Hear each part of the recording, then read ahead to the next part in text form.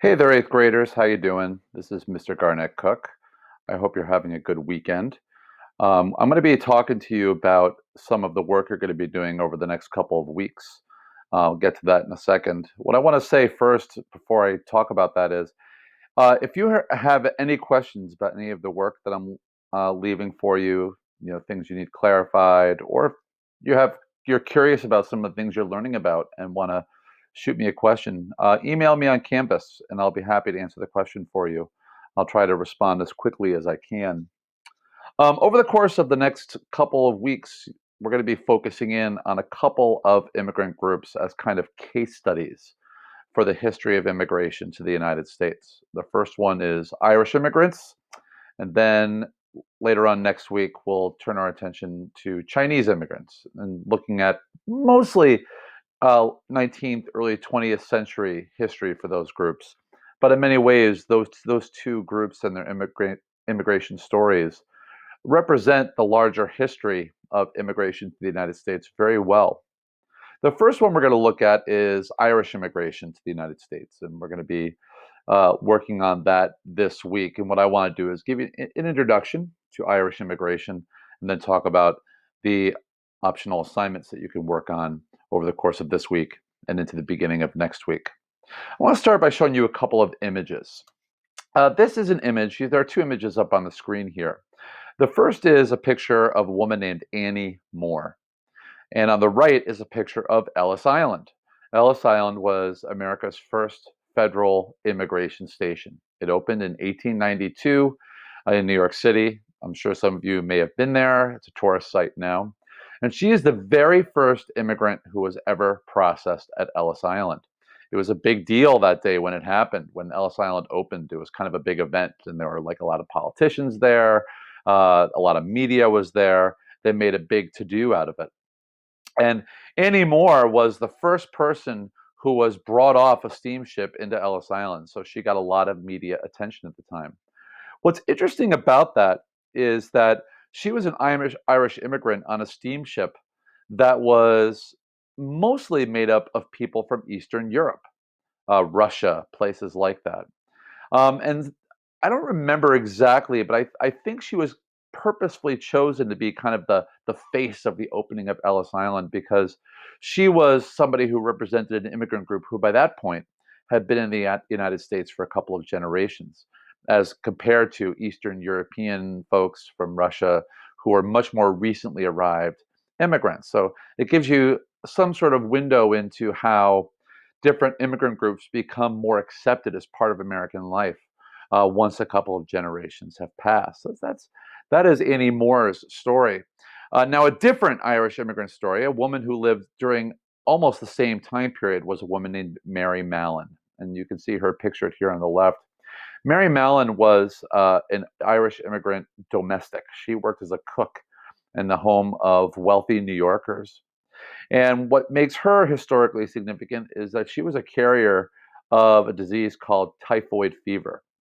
And she is believed to have uh, gotten many people sick in New York City. She was accused of being a carrier and getting people sick, and she denied it for the longest time. She was eventually forcibly quarantined on an island in the East River, and you can see a picture of the facility where she was quarantined on the right side of the screen. She basically remained in quarantine for the rest of her life. I believe she died in 1938. So there's a two Irish immigrant women who lived during the same time period who are remembered for very, very different reasons, but each in their own way represents different parts of the immigration story. One a little bit more celebratory, and one certainly less so. Particularly with what's going on in the news today, it's important to remember that a big driver behind trying to limit immigration to the United States historically has been the fear of contagious disease. And Mary Mallon, who is known as Typhoid Mary, is a historical example of that. Irish immigration to America is really a story that spans the entire history of the country. Today, there are estimated 34 million people who self-identify as Irish American. That's almost 1/10 of the population, so it's a significant number if you think about it. And Irish immigration spans U.S. history. The first Irish immigrants came in the 1600s, so we're talking about a story that really encompasses the entire history of the United States. The peak period, however, of Irish immigration was a 20-year period between 1840 and 1860, and that was the period of what was known as the Great Irish Famine, the potato famine, that forced approximately one quarter of the entire population of Ireland out of the country. Many people who were desperately poor, and many of them wound up coming to the United States during those 20 years. So one of the key characteristics of the Irish immigrants who came during those 20 years was that they were overwhelmingly poor. They mostly settled in the Northeast. Places like Boston became real hubs for Irish immigrants. You could still see to this day the legacy of that mass immigration during that time period. Many neighborhoods in Boston are known as Irish American neighborhoods, and even ones that no longer are used to be.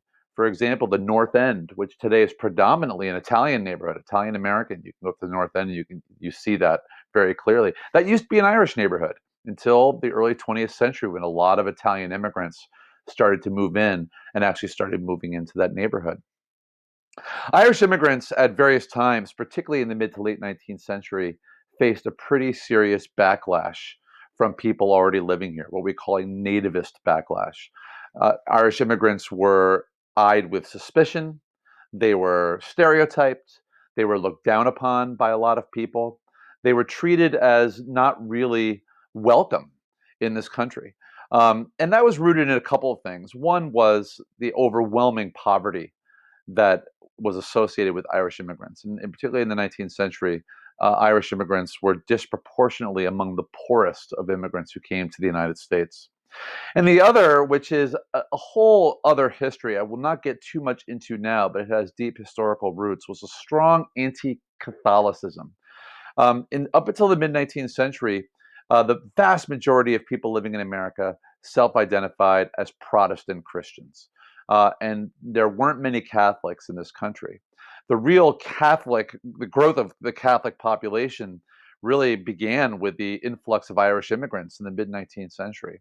And for a lot of complicated historical reasons, that people were treated with suspicion if they were Catholic. That's all.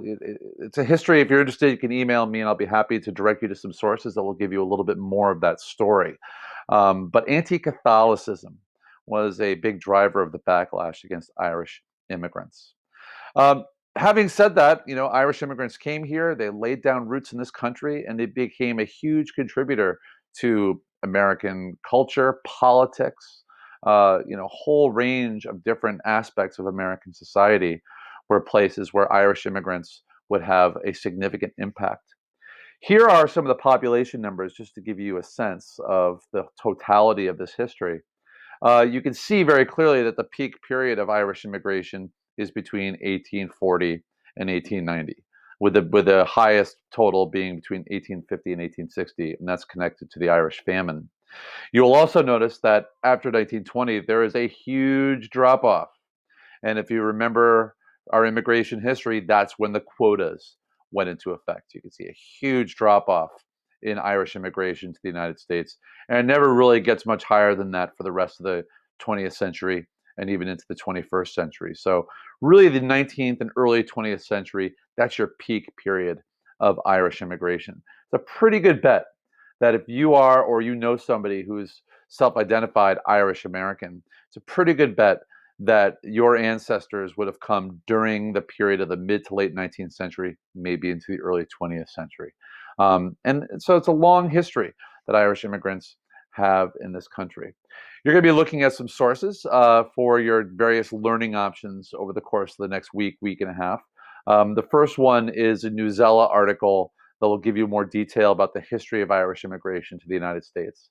There's a video on Edpuzzle to watch that explores, actually focuses predominantly on the city of New York in the mid 19th century, where Irish immigrants had a huge impact. And then have the opportunity to look at some anti-Irish sources. There are, political cartoons that you're going to have a chance to look at, and one other source that will give you a window into the backlash against Irish immigrants and how Irish immigrants at one point in history were caricatured and stereotyped and looked down upon by many people who are here. So you get a little bit of insight into that as well. Anyway, I hope you enjoy looking at some of that stuff. Please do not hesitate to email me with questions. I will happily answer. And I hope you all have a good week. And if you're observing holidays this week, I hope you have good holidays. Take care.